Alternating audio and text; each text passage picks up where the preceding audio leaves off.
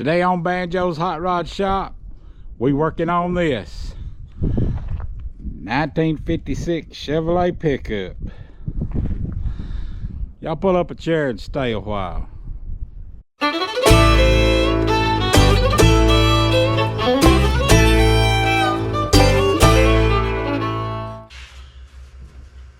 I've been using this red strap to hold my battery on, which is not too good. So I'm fixing to fix the deal right here. Let me show you what I got and what I'm going to do.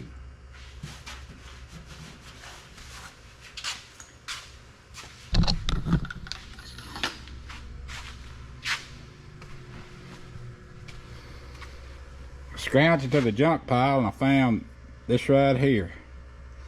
So I'm going to weld this back, brace it up a little bit around it, give her a little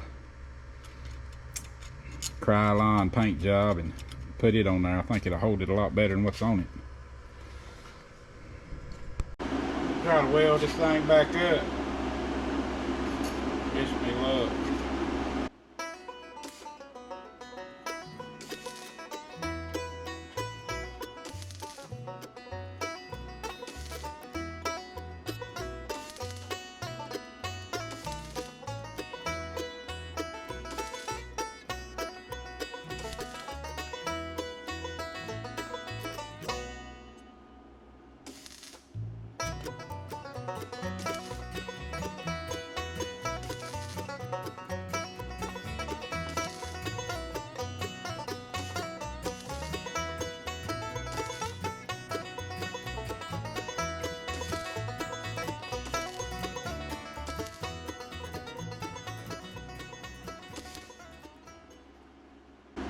Alright, hold the battleship together. Got my piece here. We're gonna walk over here and put her in the old sand blast cabinet. Yeah. Get off it.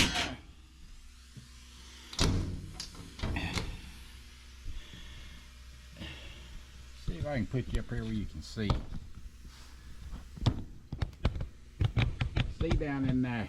Turn some stuff on.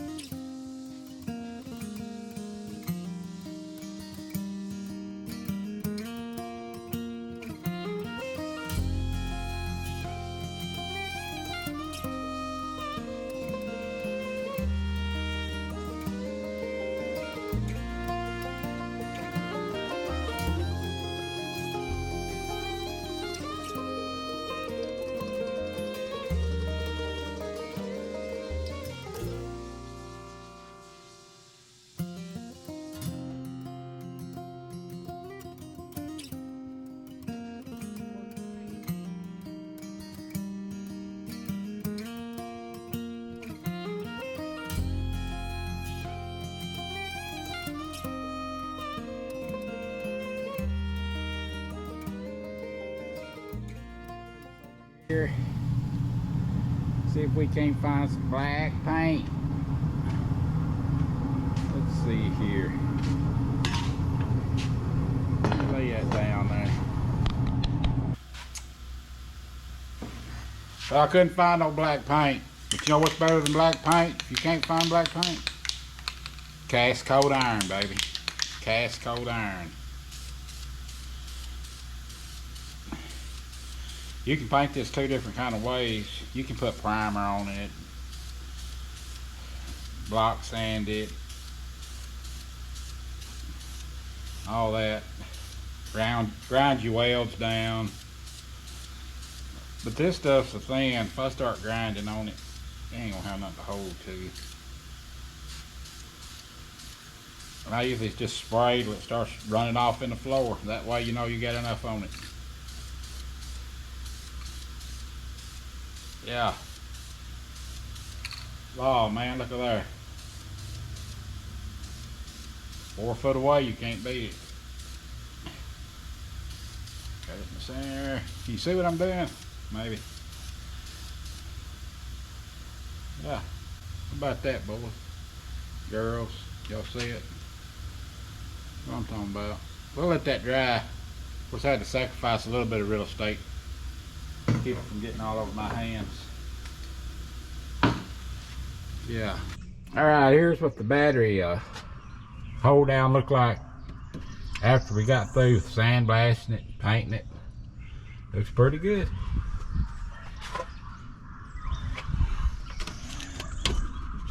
I believe it'd stay on the truck if you turned it over. Just pick junk up off the ground, work with what you got.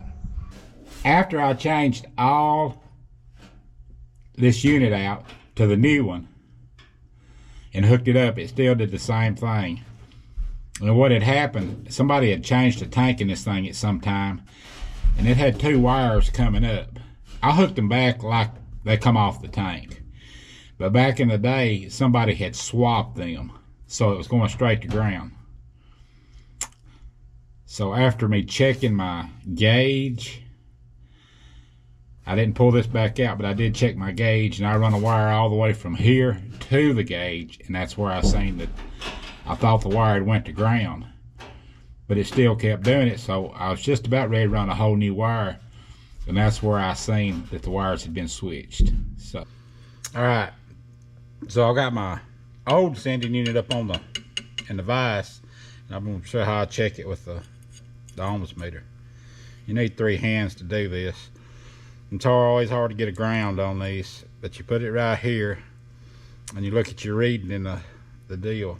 Then you raise your float, and if it changes, I can't see what it's doing. Now let me look and see what it's doing.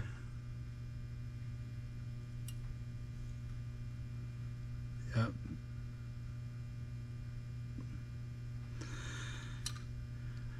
So that's why I put this in. This would have probably been a good one if the wires had been right. That's on me for not checking that. Yeah. So on the truck right here, you gotta get this up here on this gauge here. When you turn the key switch on, you have a gauge on the gas gauge went up, and that would have been about how much gas it would have supposed to had. If you get a truck and you turn your key switch on and it flops all the way to full, just snaps over, it's not hooked up at all back here. Mine, when you turned it on, it come up to the middle of the dot, first dot. It's going all the way now, but it hung right here on this first dot. And the gas gauge only has 2 wires going into the back. 1 wire goes to your key switch when you turn it on, it gives it power, and the other one goes straight to the tank. Bob's your uncle. That's all there is to it. Here we are, Banjo's Hot Rod Shop. Here's the banjo part of this. Play a little tune called, let's see here what we're gonna do. Fireball Mill.